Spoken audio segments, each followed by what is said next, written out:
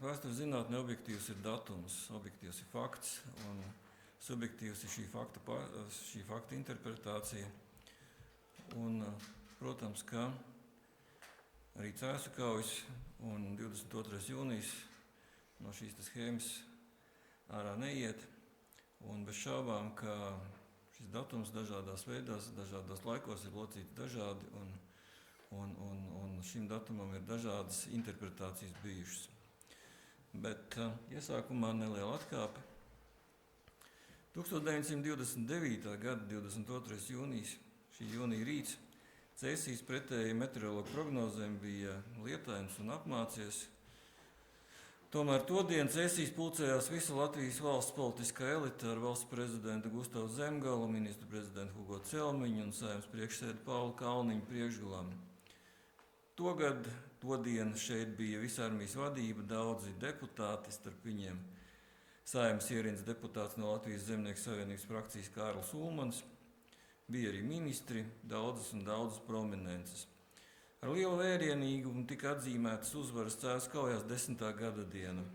Par galveno svinību vietu togad, protams, bija izraudzīta Cēsu pilsēta, bet togad Cēsu kaujas pieminēja ar gājieniem, karaspēka parādēm un svinīgiem dievkalpojumiem arī Jelgavā, Daugavpilī, Liepājā.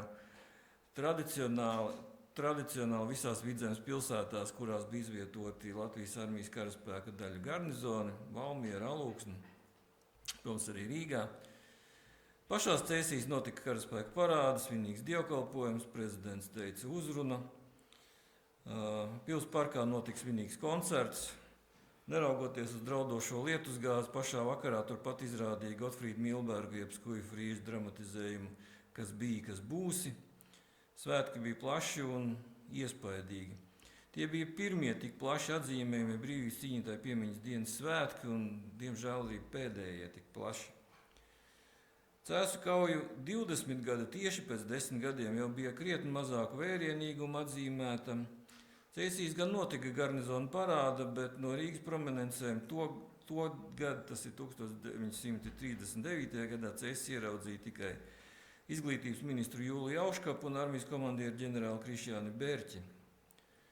Valsts un ministru prezidents Kārlis Ulmans neatsūtīja pat apsveikumu. Viņa vietā to izdarīja kara ministrs Jānis Balodis, un apsveikums sastāvēja no 3 paplašinātiem teikumiem.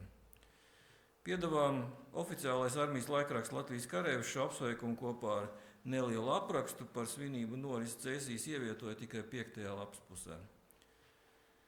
Un brīvības cīnītāju piemiņas dienas mūsu kalendāros tobrīd nebija jau 5 gadus. Vai Cēsu kaujas bija kritušas tādā kā valstiskā nežēlastībā? Būtībā jā, bija. Sabiedrības vēsturiskā atmiņa nav ilglaicīga. Notikumus pašus par sevi ilgstoši neatcerās.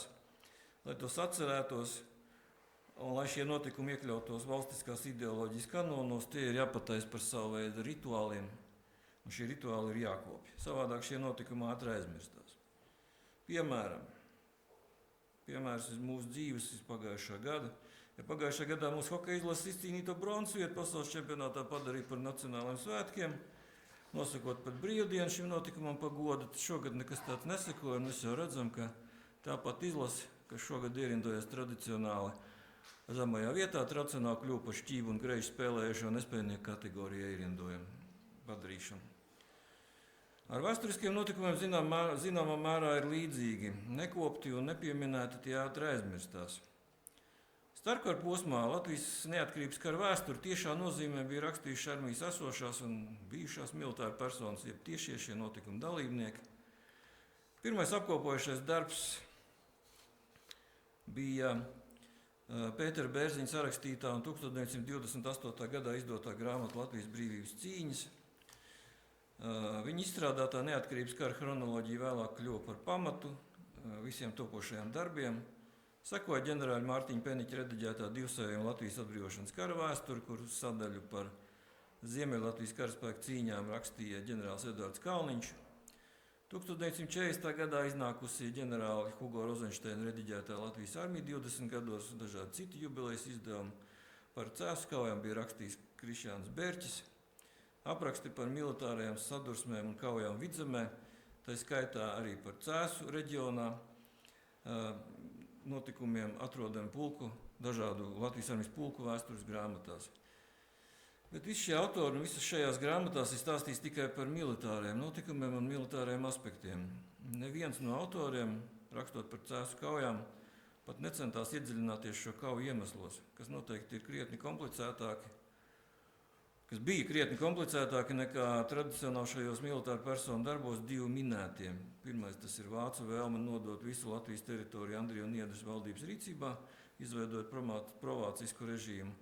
Un otrais ir Latvijas un Igaunijas padarīšana par vācu vasaļvalstīm, padarot iespējamu šo zemi kolonizāciju ar vācu ieceļotājiem. Tāpat šajos darbos par Latvijas neatkarības karu, kuru bija rakstījuši neapšaubām savas lietas pratēji, ja pieredzējuši militāristi, bieži vien bija ignorēta Igaunijas patiesā loma cīņās Vidzemē pret vāciešiem, it sevišķi, kad runa bija par notikumu, ko mūspusē sauca par Cēsu kaujām. Nereti lietotie apzīmējumi latviešu un igauņu armijas vai apvienotie latviešu un igauņu spēki lasītājiem varēja radīt šķietamību par vareniem Latvijas armijas spēkiem Ziemeļvidzemē, kuri tikai piepalīdzot igauņiem bija satriekuši vāciešus. Kā izteicās Latvijas un Igaunijas biedrības priekšsēdētājs profesors Ants Pīps, tad esot saprotami, ka tautas patmīlības un nākošo paauģu patmīlības viedokļa Cēsu kauju uzvaru latvieši pierakstot tikai savai armijai un saviem vadoņiem.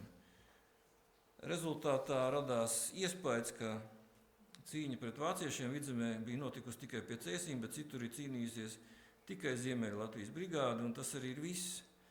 Bet to, ka Igaunijas armija bija izcīnījusi arī citas, nemazāk nozīmīgas kaujas un uzvaras šeit Latvijas teritorijā, mēs sākam uzzināt tikai pēdējā laikā.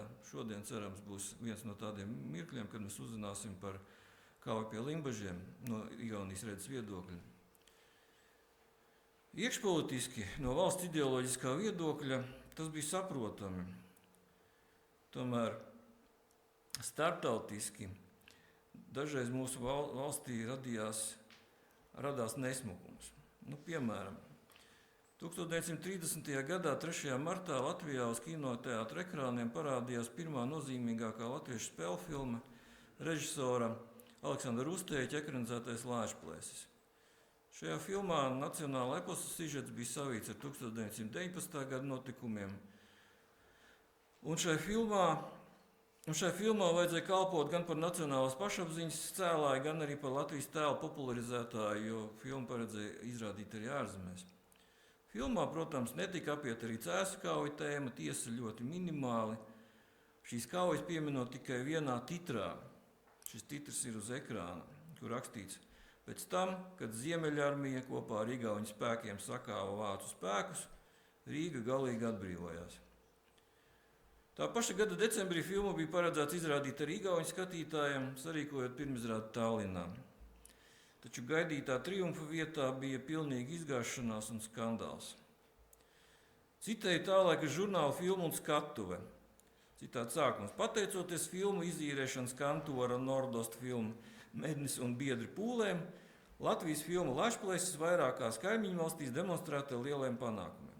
Pagājušā nedēļā Lāčplēsi sāka demonstrēt arī Tallinas labākais kinematogrāfs rekords, kur īpašnieks Parikas filmā bija ieguldījis ap 100 000 kronas. Viss teātris bija grandiozi iluminēts un atstājis neizdzēšamu iespaidu. Premjērā piedalījies diplomātiskais korpus, valdības pārstāvi un citas augstas amatpersonas. Lāčplēsis neapšaubāmi būtu guvis liels panākums, ja tikai viņa inscenētāji būtu apsvēruši sava darba sekas. Igauņi, noskatoties Lāčplēši, atraduši tur nepiedodamu vēstures viltošanu un jutušies dziļi apvainoti, ka latvieši aizmirsuši savus tautas brāļus, igauņu palīdzību brīvības cīņās. Lieta nonākusi pat tik tālu, ka gaidāmajās Latvijas-Igaunijas tuvināšanas vietā iznāca nepatīkams starpgadījums. Igaunijas Latvijas tuvināšanas biedrība atteikusies izsūtīt godekārtas Lāčplēšu izrādē, un ģenerālis Peders aizliedz Igaunijas karēviem apmeklēt filmas izrādes. Pateicoties šādam naidīgam noskaņojumam, minētais kino Lāčplēsi otrā dienā bija spiests noņemt no ekrāna, dodot ar to mūsu filmai sāpīgu triecienu. Pie notikuma kā aizrādīts vainojam vienīgi filmas inscenētāji, kas ar vēsturiskās sejas atveidu Lāčplēsi rīkojušies nepiedodami. lai tā ir mācība turpmākā darbā. Citāta beigas. Igauņu filmā bija minēti 2 vietās, viena no viņiem ir šāda. Ar Osvalda Meģņa tēloto melno bruņinieku Voldemāra Dimzas atveidotais Lāčplēsis tika galā viens pats, bez igauņu kalapuišu palīdzības. Neapšaubām, ka par to derēja apvainoties. Savukārt runas par to, ka uzvara Cēsu kaujās ir atzīmējama kā īpaši, aizsākās 1921. Gada maijā, kad 12 Satversmes sapulces deputāti ierosināja likumprojektu par to, ka 22. jūnijam ir jābūt Latvijas brīvības cīnītāju piemiņas dienai, jeb kaut kādā veidā īpašai atceres dienai. Debates par to Satversmes sapulcē ilga pusgadu, īpaši pret šo dienu protestējot Vācu baltiešu deputātiem, kas ir arī saprotami. Viņu iebildumi Satversmes sapulces zālē izsauca replikas no zāles. Gribat vēl vienu 22. jūniju piedzīvot?